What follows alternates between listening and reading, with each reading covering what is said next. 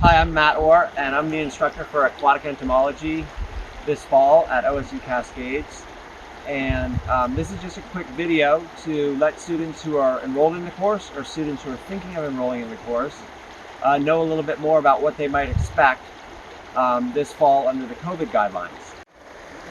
Okay, so some of the stuff you'll be doing on this course is you'll be spending a lot of time, of course, in aquatic settings, trying to find bugs. That's the aquatic part and the entomology part.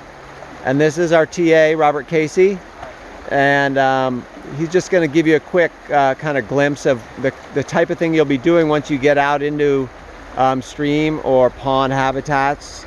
So each of you will be issued a D-net, and you'll get a chance to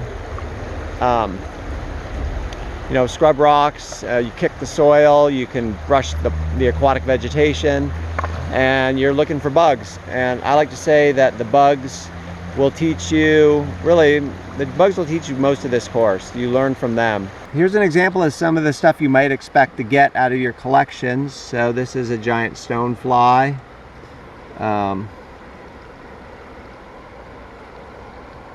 There's a golden stonefly. Anyway, you'll end up with a tray full of bugs. And at that point, you're going to be transferring them to vials for safekeeping and for identification purposes. You'll put ID tags in these vials after you've identified them under the microscope. And each one of you will be issued a dissecting scope that you can take to your house to work with. You'll also be issued one of these camera adapters, and you'll be able to take pictures using your cell phone under the microscope.